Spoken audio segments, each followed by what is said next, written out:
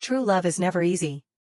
If it were as simple as meeting, falling in love, getting married, and living happily ever after, then no one would bother telling stories about it. But luckily, human history is full of love stories that are the more difficult, the more dramatic, and the more unforgettable. Below are 2 touching love stories from the Middle Ages, but I'll tell them to you in a style that's a little less medieval.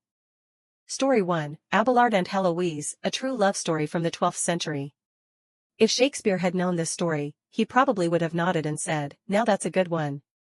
The tale begins in 12th century Paris with a young man named Pierre Abelard. Not a prince, not a knight, but a professor of philosophy and theology, which, in modern terms, means that one guy with a genius IQ who makes everyone else's parents proud. Abelard was a master debater, his arguments so sharp they made other scholars furious, but they couldn't do anything about it. Then one day, Abelard's unparalleled intellect met its greatest challenge, Heloise. Heloise was no ordinary woman. She was one of the most brilliant minds of her time, fluent in Latin and Greek, with a deep understanding of philosophy and theology, basically, a deadly combo of beauty and brains. Rumor had it she was as intellectually formidable as Abelard himself. His first thought? Who is this woman? Let's test our wits. So Abelard devised a way to become her private tutor, purely for educational purposes, of course. And just like that, Abelard moved into Heloise's house, arranged by her uncle, Fulbert, who, at this point, had no idea he was unknowingly letting the male lead waltz right into his own home. At first, their relationship was strictly teacher-student, discussing philosophy, theology, and poetry. But, we all know where this is going. The more books they read, the deeper their feelings grew. Logical discussions turned into lingering glances. Theological debates somehow became more hands-on.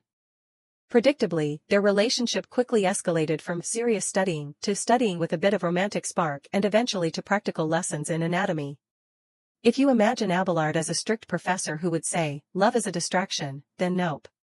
He later confessed in his letters, "I cared more about love than learning, and she was more interested in my kisses than books."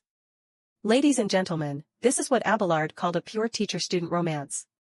Everything was going well, until Fulbert, Heloise's uncle, found out. "Are you a tutor or the main character in a romance novel, Abelard?" Furious, Fulbert kicked Abelard out. But Abelard wasn't about to give up. He kidnapped Heloise, or, as romance novels would phrase it, persuaded her to elope, and they fled to his sister's house. To appease Fulbert, they secretly got married. Problem solved, right? Nope. Because Heloise didn't want to marry him. Not because she didn't love Abelard, she loved him too much, in a way that was incredibly intellectual and idealistic. She wasn't just a brilliant woman, she was one of the sharpest philosophical minds of the medieval era. She knew marriage would bring nothing but disaster for Abelard. Heloise warned him, "Your reputation will crumble faster than a sandcastle hit by a wave." She saw marriage as a mundane chain, a restriction of true love. She was a free spirit, ahead of her time. To her, genuine love did not need the binding chains of a legal contract. She outright rejected marriage, saying, "We love each other with our souls and minds, why must we be bound by marriage?" A 12th century woman with modern anti-marriage ideals? Revolutionary. She didn't want their beautiful love to turn into duty and responsibility, because then, it would no longer be pure love. She didn't want to become a burden to Abelard. At the time, if a scholar got married, his wife would be seen as a distraction, someone who hindered his intellectual pursuits. Heloise refused to be seen as an obstacle in Abelard's path. In one of her letters, she wrote, "I would rather be your lover than your wife." Not in a mistress kind of way, what she meant was, she would rather love him freely than be bound by a forced marriage.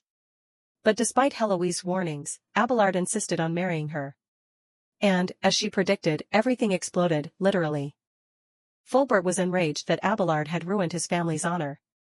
So, he did what any completely sane and rational medieval uncle would do, he hired men to break into Abelard's bedroom and castrate him. Let's all take a moment of silence for Abelard. After losing a rather important part of his anatomy, Abelard was so ashamed that he decided to become a monk. And because Heloise loved him so much, she also gave up worldly life and became a nun. They never saw each other again, but they continued to write letters for years, expressing their longing, their philosophical thoughts, and their deep, painful love.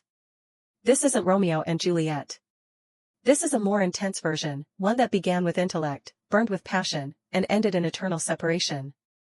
A brilliant scholar became a monk, a genius woman became a nun, all because they loved the wrong way and had the wrong guardian. Lessons learned: if you love someone, don't let their family find out too soon. If their uncle is strict, don't underestimate him, maybe install a better lock on your bedroom door. If you love someone with both your heart and mind, be prepared for tragedy. Despite its tragic end, the love between Abelard and Heloise lives on through their heartbreaking letters, one of the strongest testaments to love and sacrifice. But seriously, Abelard might just be the most tragic male lead in medieval love history. And Heloise?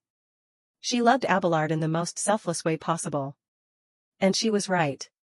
But sadly, ideal love can never defeat the harsh reality of life. Story 2, Floris and Blanchefleur, a love that defied religious boundaries. A 12th century French folk tale. Once upon a time, in Spain, there was a prince named Floris, handsome, wealthy, and practically born to be the lead in a medieval romance. Meanwhile, there was Blanchefleur, the daughter of a Christian handmaiden, who was as radiant as a diamond. They grew up together, playing childhood games, or in royal terms, probably horseback riding and sword fighting. As they matured, Floris suddenly realized, wait, why is Blanchefleur so stunning? Meanwhile, Blanchefleur was thinking, why does Floris keep looking at me like that? And just like that, they fell in love. But Floris' father, the King of Spain, was not on board with this love story. His reasoning? My son is a prince. He can't marry a mere handmaiden's daughter. Find him a proper princess. And thus, the drama began. The king devised a cunning, or so he thought, plan. He sold Blanchefleur into slavery in a foreign land and then lied to Floris, telling him she was dead. The plan would have been perfect, except this was a medieval romance, where protagonists have an unreal ability to cling to each other against all odds. When Floris heard that Blanchefleur was dead, he spiraled into despair, crying, refusing food, and generally making the entire royal court miserable. His mother, unable to bear seeing him suffer, accidentally let slip, all right, fine. She's not dead. She was just sold into slavery. At that moment, Floris snapped out of his grief and into action mode. Without hesitation, he packed his bags and set off on a journey, disguised as a merchant. He crossed mountains, rivers, and deserts. Basically, if travel blogging had existed back then, he would have been famous. Eventually, he arrived at the kingdom where Blanchefleur had been sold. But there was a huge problem. Blanchefleur was now a slave in the harem of a super-rich king named Emir. And even worse? Emir was about to marry her. Determined to save her, Floris disguised himself as a servant and infiltrated the palace. He bribed the guards and, in an absolutely next-level romantic move, snuck into Blanchefleur's chambers by hiding inside a flower basket. Gentlemen, if you think giving flowers is romantic, try being the flower.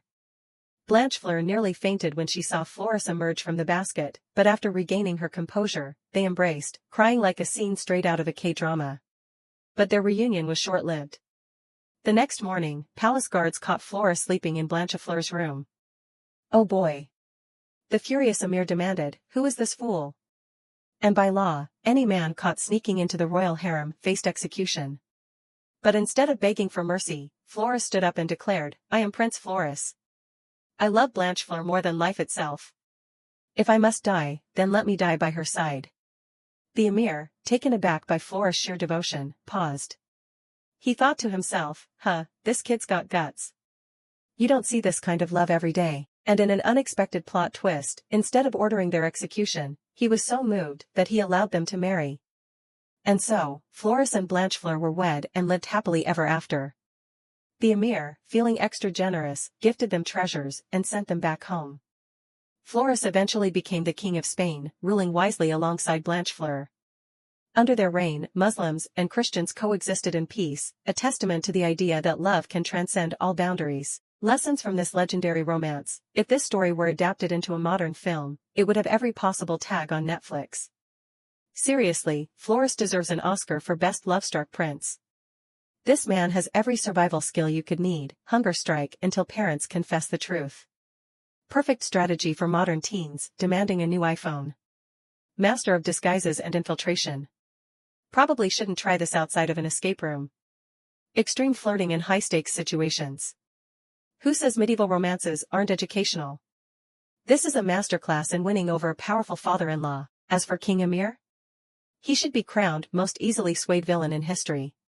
At first, he was livid, but after hearing Flora's love confession, he just sat there thinking, well, boys like this are rare. Alright, let them get married. Honestly, if any man today walked across entire continents to find his true love, Tinder would not be necessary, women would line up for him. Final advice, if you love someone, never give up, but maybe don't literally hide in a flower basket. Drama and love always go hand in hand. Without drama, romance stories would just read like history textbooks. Most importantly, find someone who would risk everything to storm a palace just to be with you. Would you invest in making a movie about this story?